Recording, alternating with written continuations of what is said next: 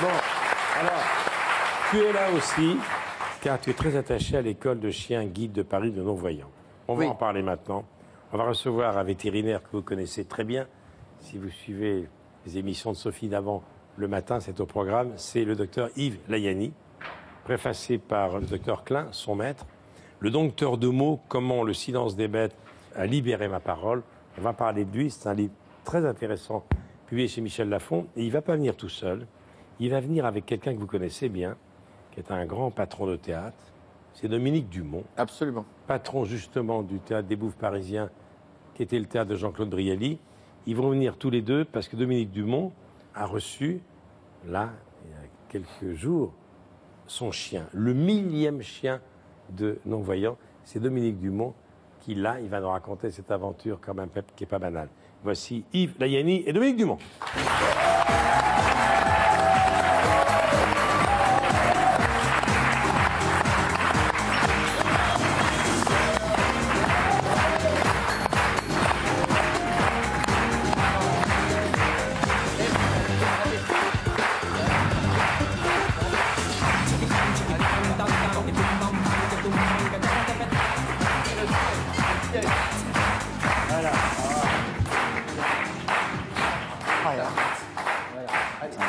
Merci d'être là, Dominique Dumont.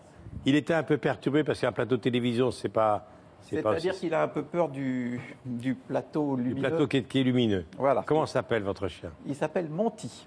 Il vient de l'école de Paris, de Saint-Mandé. Et donc, samedi prochain, vous serez reçu à la mairie de Paris, car c'est le 1000e chien depuis la création de l'association. Oui, c'est-à-dire que l'école des chiens guides de Paris fête ses 30 ans. Et Monty est effectivement le 1000e chien de l'école. C'est dire à quel point cette école a été productive en chiens de grande qualité. Oui. Alors, Dominique Dumont, vous êtes, il est convenu d'appeler un déficient visuel. Oui.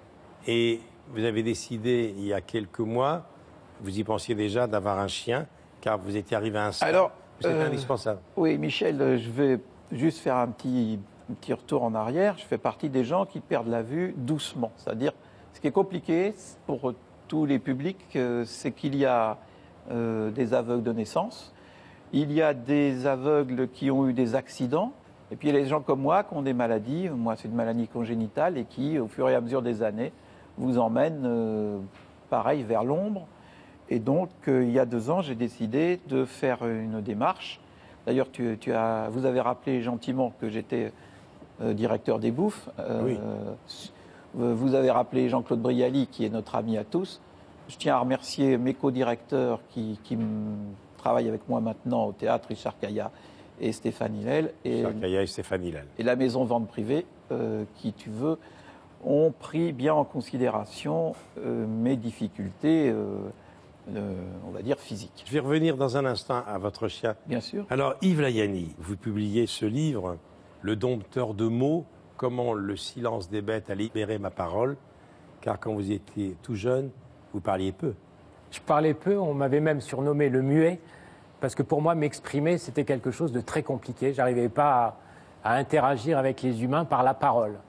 Et ce livre, en fait, c'est pour la première fois, en fait, le récit de cette sortie de mon corps, de ces mots.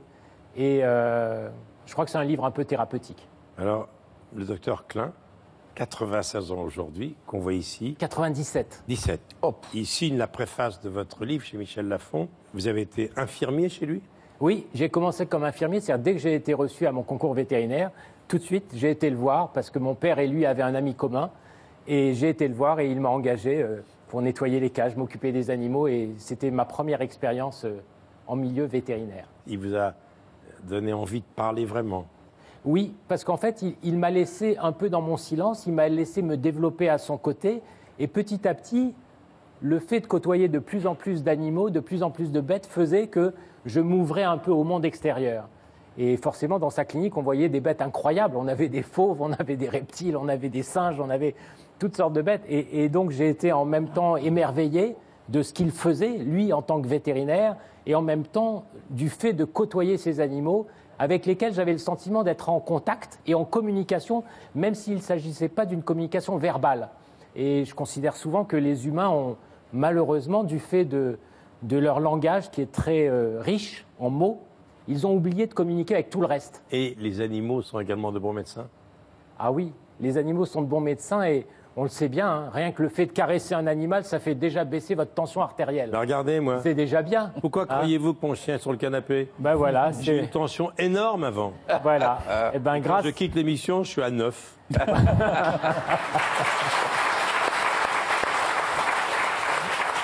Dites-moi, malgré ces handicaps, malgré des résultats scolaires médiocres, vous faites l'école de Maison-Alfort, qui est une école extrêmement difficile. Et puis maintenant, vous êtes un homme de télévision, vous êtes sur notre chaîne. Et vous avez dit, puisque vous êtes régulièrement dans cet programme depuis 2011, c'est la confirmation que ma phobie sociale et mon mutisme foudroyant d'autrefois ont été enfin vaincus. Et vous dites une chose, aucun psychiatre ne m'a fait autant de bien que les caméras. C'est vrai, parce qu'en fait, quand on s'exprime à une caméra, on ne la voit pas et surtout, on ne voit même pas le public qui est derrière son écran de télévision. Donc on s'exprime librement, on libère ce qu'on a en nous. Et je crois que c'est cette libération un peu masquée par une caméra qui a été surtout pour moi bienfaitrice. Docteur Yves Layani,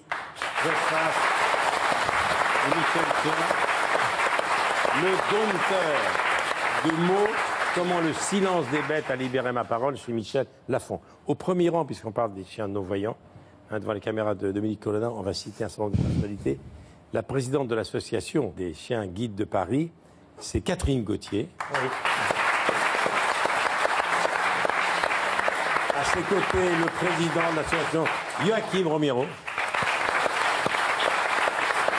Bettina Ramley, responsable des partenariats, et Dieu sait si c'est important, et des représentants de la mairie de Saint-Mandé, Val-de-Marne, qui parrainent l'école, et Jean-Pierre Barbe. Voilà. Alors, on va revenir à l'école des chiens guides de Paris avec Raphaël Mézrahi, qui lui aussi a une passion pour les animaux. Mais d'abord, puisqu'on parle du stand-up de Michel Boujna, on va parler d'un certain nombre de spectacles. On va commencer par Madeleine Proust, 30 ans de scène. Vous vous souvenez d'elle, hein? Les adieux à la scène, à l'Olympia, le 3 juin. Elle a eu un énorme succès, on est content de la revoir. Laurence Sémonin, la Madeleine Proust.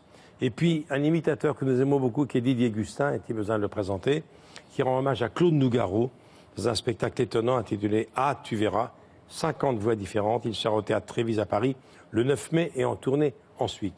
Et puis, pour ceux qui aiment les Latin lovers, Tony Carrera, 30 ans de carrière. Voilà, il sera le 5 mai à Dreux, ensuite Bordeaux, Toulouse, Nîmes, Sainte-Maxime, etc. Dieu sait si Tony Carrera a des fans. Maintenant, on va accueillir quelqu'un qui est un poète, qui est un homme que tout le monde aime. Et comment ne pas l'aimer? Raphaël Mézrahi.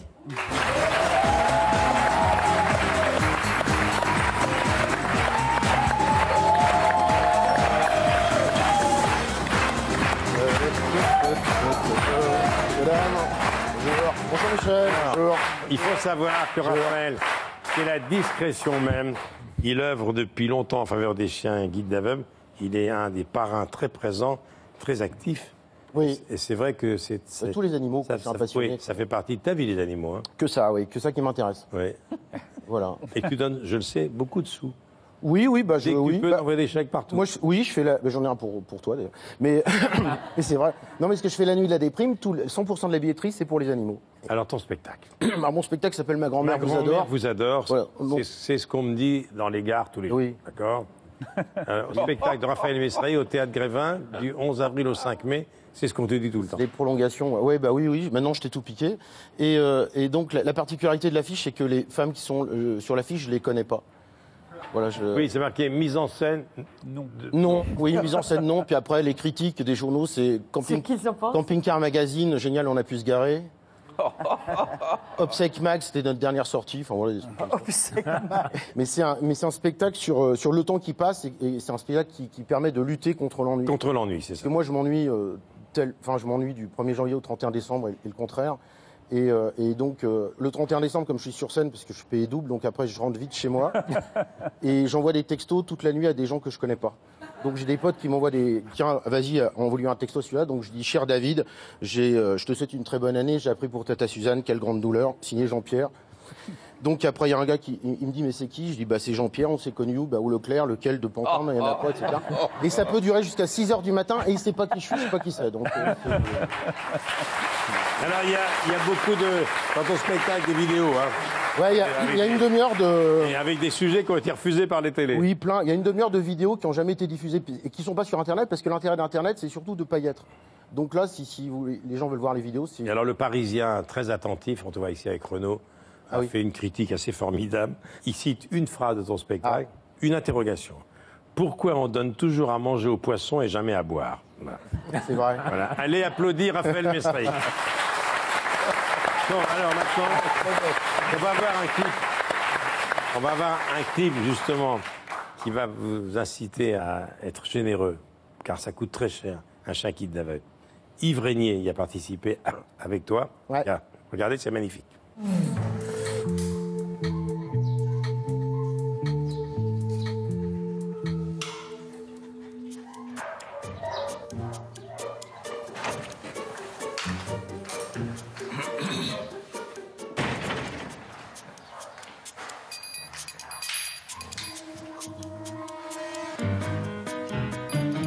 Mademoiselle?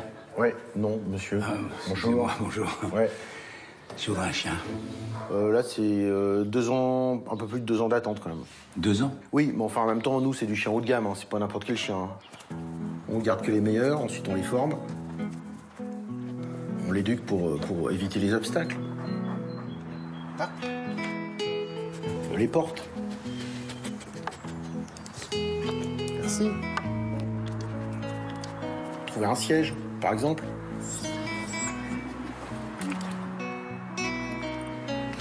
Quand vous traversez, eh ben, ça aide vachement. Ça rapporte le journal? Ça peut rapporter, oui, parce que c'est un peu comme si c'était vos yeux. On n'a pas trouvé mieux. Hein. Je crois que l'âne, c'est bien, mais il y en a moins dans la région. D'accord, bon, écoutez, là, on va faire court, ça vaut combien? Alors, compte tenu que, donc, on s'occupe de tout, de la naissance du chien, les nounous du chien, jusqu'à la fin de sa vie, jusqu'à la retraite, là, les vétérinaires aussi, qu'on paye la bouffe, évidemment, enfin, tout ça. Donc, sur une quinzaine d'années, grosso modo, à peu près, c'est... Voilà, à peu près. Plaisantez. Alors, j'ai oublié de vous dire un truc important, quand même, c'est que nous, on vend pas de chiens. On les donne. Ah bon? C'est ce que ça nous coûte. Ah. C'est pour ça qu'on a besoin de dons. Par contre, si vous voulez faire un don, vous ne serez pas sûr de repartir avec un chien, mais en tout cas, si vous pouvez faire un don, c'est mieux, quoi. Alors, avec 15 €, d'un seul coup, ça change tout. Je sais pas si vous avez remarqué. À chaque fois, c'est... Combien, là? Le 22.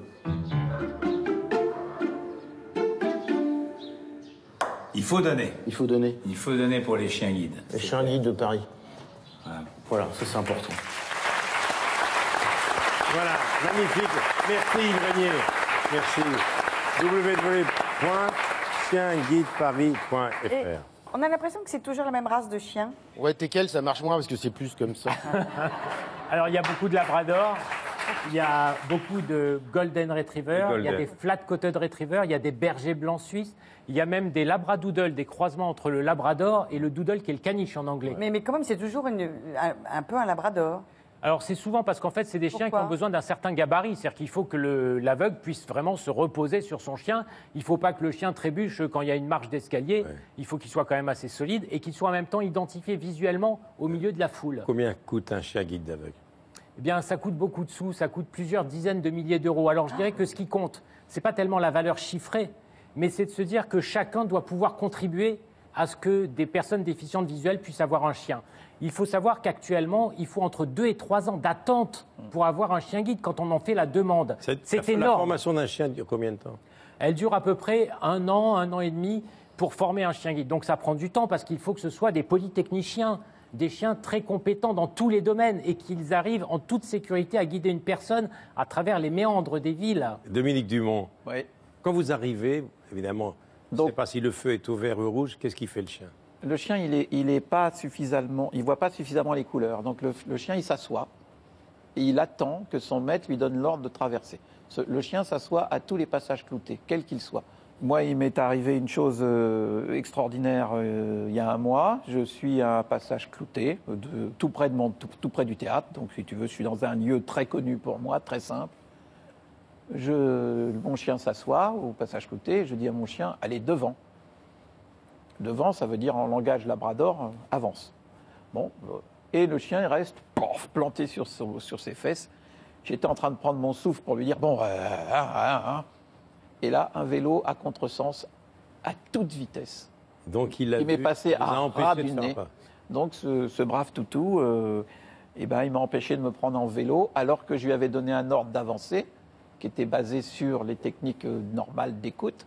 Mais tu ne peux pas non plus deviner toutes les 5 minutes qu'il va y avoir... Surtout à Paris, les vélos, c'est un enfer. Et Docteur, c'est là, à contresens. docteur, et c'est là l'intelligence du chien qu'aucun robot, qu'aucune machine, qu'aucun GPS, aussi sophistiqué soit-il, pourra remplacer. Parce que le chien, son intelligence, son cerveau a capté, il a regardé, il a analysé la situation et il a pris une décision. Et c'est le chien qui, en prenant une décision, soulage les décisions des aveugles et des malvoyants. Merci Dominique Dumont et docteur Mariani. Aider les chiens guides de Paris pour aveugles et malvoyants. Maintenant, alors là, je vous demande